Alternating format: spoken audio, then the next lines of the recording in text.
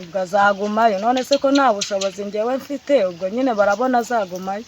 Ubu turi mu mudugudu wa Nyabuhoro mu kagari ka Gihinga mu murenge wa Nyarugenge ho mu karere ka Bugesera. Aha duhagaze nk'uko mubibona ni mu rugo rw'umukecuru Beata ufite umwana witabye Imana witwa Nsengiyumva Damascene, aho bikekwa ko ngo yari yakubiswe. Iyo nkuru ni yabaye ku cyumweru kindi twasoje ubwo ngo yaravuye mu kazi ke k'ubwogoshi, nuko ngo aza kunyarukira mu gasantere ka Kabasengerezi arimo ataha akavuyemo ahura n'irondo rinayobowe n'umuyobozi w'umutekano muri ako gasantere ka Kabasengerezi, by'umwihariko mu mudugudu wa Gateko mu kagari ka Kabuye n'ubundi muri umurenge wa Nyarugenge. Nuko ngo iryo rondo ritangira kumukubita, yewe ngo rimwambura amafaranga yari afite ndetse na telefone, nuko ngo bamusiga aho ngaho muri iryo joro, dore ko yakubiswe asaga ku isaha y'isa 3 z'ijoro. Mara kugerayo rero twaje kumva inkuru yuko bamufashe, irondo ryamufashe kaza kumukubita bakamuzana hano kwa muganga. Akimara kugera kwa muganga rero ngo ngashize n'umwuka. Yewe mfite umuntu bakubitiye mu uyu mudugudu wa Gateko, none mwamfasha ari mu bitaro. Ngo none se nguko nguje kumubariza ngo atari we wiyiziye ntinukora ari mu bitaro kandi yakubiswe na mutekano wa Gateko. Ari irondo ryamufashe, irondo niryo ryamuhohoteye, we yavugaga ko ari irondo rya Gateko. Ibikorwa byo gufata abakekwaho kumukubita bikaza guteza urupfu byaratangiye, yewe abagera kuri 5 kuri ubu batawe muri yombi. Gusa n'umurambo wa nyakwigendera uza kujyanwa gukorerwa isuzumwa mu bitaro bya Kacyiru, ari naho ukiri kuri ubu. Iminsi isaga 8 irashize uyu nyakwigendera Damascene ari mu buruhukiro bw'ibitaro bya Kacyiru, aho ngo uyu mubyeyi yasabwe kujya kwizanira umurambo ngo abashe kuba ari we uwishyingurira. Gusa nk'uko twagize mu rugo iwe, atangaza ko nta bushobozi yabona, yewe ko no kurya abifashwamo n'abaturanyi bo bamuzanira ibyo guteka ngo abone icyo gufungurana, cyane ko imibereho ye n'ubundi agaragaza ko yarishingiye kuri uwo nyakwigendera. Ngewe mbunze umutima ukuntu nzamushyingura kandi nta bushobozi mfite, bari kunyaka amafaranga ya moroge ngo icyo bazankorera ni ukuma imodoka. Habaye kuko mba mbona umwana wanjye ntaramushyinguye kandi yarajyanywe n'inzego z'ubuyobozi zizi icyo yazize abashinzwe umutekano bo hasi. Icyo nabasaba ni uko bampa umwana wanjye uko bamujyanye nkamushyingura, kuko niyo masezerano twavuganye yuko bazamunzanira, barangije barampinduka. Umunyamabanga nshingwabikorwa w'umurenge yagiranye na bamwe mu bo mu muryango, aho yumvikanaga atera utwatsi ko ntacyo biteguye gufasha umuryango nk'ubuyobozi, ko icyo bazakora ngo ari ukwishyura imodoka izajya kumuzana gusa, ariko kandi ngo ibirebana no gushyingura yewe no kwishyura aho aruhukiye kuri ubu ngo uyu muryango niwo wabyimenyera. Mumbwira imodoka yihorere ubufasha, ngewe mbaha imodoka akibindi rwose mwiyaraje. Kuki mudashima nibyo? Bw'abaturage bagaragaza ko uyu mukecuru n'ubundi ntako abayeho, nta n'icyo afite, byo banashingiraho nabo ubwabo bamusabira ko yabasha guhabwa uyu nyakwigendera ngo akabasha gushyingurwa agaherekezwa mu cyubahiro. Kenye cyane aba mu Kabanza konyine, atungwa nuko tumufunguriye natwe aricyo twabonye. Bitewe n'ubumuga bwa diabete ntabasha no gukorera igihumbi, kose nta mikoro.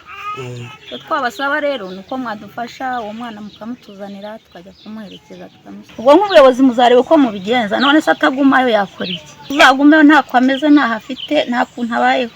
Irezo suko twakubwira ngo iki herezo ukazagumayo, none se ko nta bushobozi afite kireka kurishisha. Ese yagurisha we agasigara kuko bamuzana umuntu agashyingurwa, yamara gushyingurwa mushyingure mutugirire ubuntu rwose nk'ababyeyi mwabayobozi mwe rwose mutugirire imbabazi.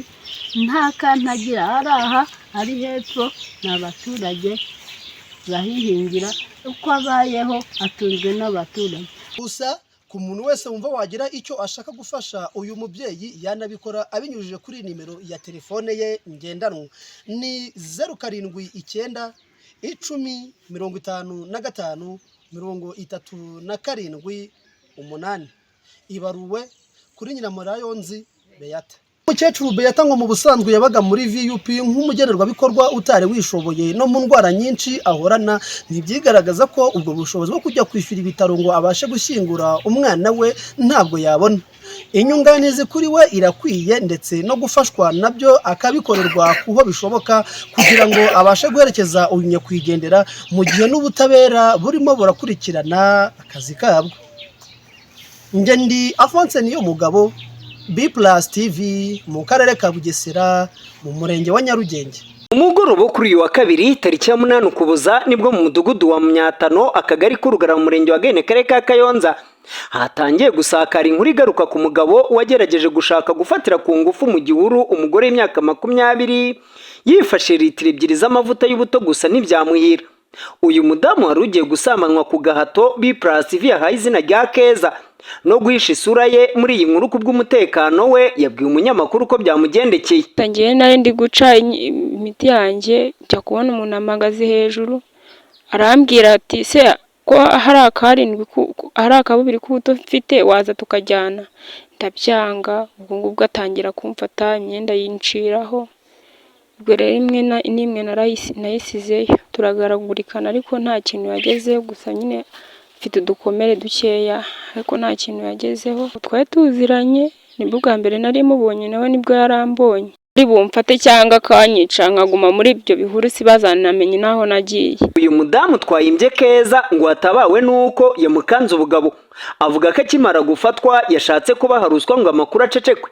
Bityo agasaba ubutabera kubwo guteshwa agaciro agahanwa by'intangarugero kuko nejo yazashyokerwa agakomereza umugambi we ku bana bo mu duce dutandukanye. Ageze antera ubwoba nanjye ngeze aho rero ubwoba ndabushiruka turarwana akankubita nanjye nkakubita. Nakanze ubugabo bwahita yirukanka. Yarambwiye ngo ndifuza iki? Ngo ndifuza iki yama ngo simbivuge ngo nabo bantu twari turi kumwe babagabo ngabaha iki ngo kugira ngo babiceceke. Bamufunga bakamuhezayo kuko hari abana bari kubyiruka b'abana batoya bakunda kujya gusenya aho ngaho narindi nabo yakagomba kubafata ariko bamufunge bamuhezeyo. Umugabo w'uyu mudamu wari ufashwe ku ngufu avuga ko ibyabaye bitahungabanyije urugo rwe bitewe n'icyizere asanzwe amufitiye. Uriya mugabo tuba twaragiye imbizi yaza kuba ari nko mu bihe byashize.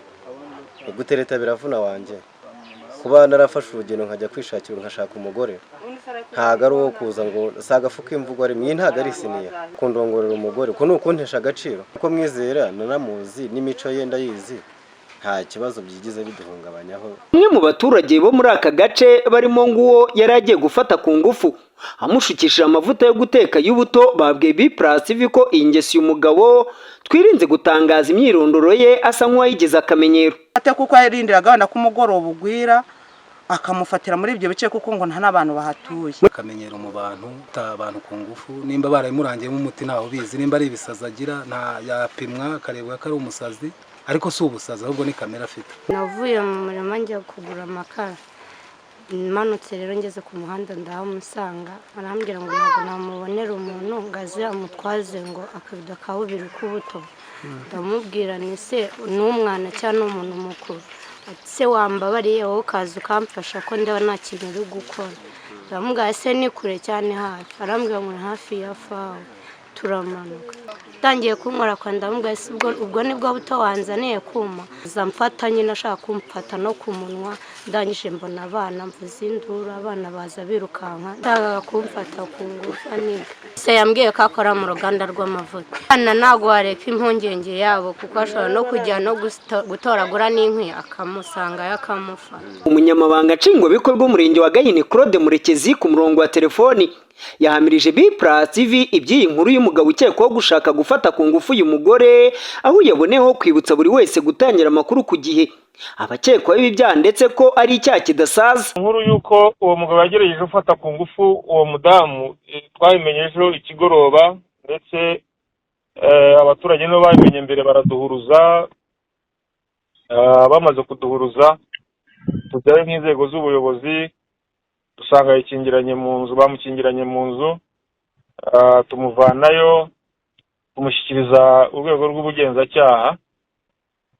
Hanyuma rero victimu bikekwa ko yari yahohoteye cyangwa yagerageje guhohoterwa yoherejwe kwa muganga kuri Isange One Stop Center ku bitaro bya Gahini kugira ngo abe yagaragaza ikibazo cye habe hakorwa raporo yakifashishwa mu nzego z'ubugenzacyaha, hanyuma ubwo rero uwagerageje gukora icyo cyaha wari mu maboko y'ubutabera, ngo inzego z'ubugenzacyaha zatangiye akazi kazo. Kugeza gusambanya umuntu ku ngufu kandi n'icyaha gikomeye mu mategeko y'u Rwanda gifite igihano kiremereye.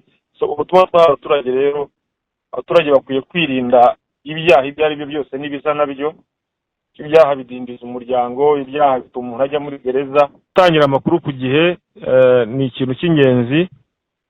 Iyo amakuru atangiye ku gihe ibyaha biburizwamo, ariko niyo wagerageje kugikora abatagicisa ubutabera. Kugeza ubu uyu mugabo acumbikiye kuri sitasiyo y'urwego rw'ubugenzacyaha RIB ya Rukara, aho ari gukorerwaho iperereza. Icyaha cyo gukoresha undi imibonano mpuzabitsina ku gahato gihanwa n'ingingo y'134 y'itegeko nimero 68/2018 ryo kuwa 30 z'ukwa 8/2018 riteganya ibyaha n'ibihano muri rusange. Giteganyirizwa igihano cy'igifungo kitari munsi y'imyaka 10 ariko kitarenze imyaka 15 n'ihazabu y'amafaranga y'u Rwanda atari munsi ya miliyoni 1 ariko atarenze miliyoni 2. Elias Dushimimana, B+ TV, mu karere ka Kayonza.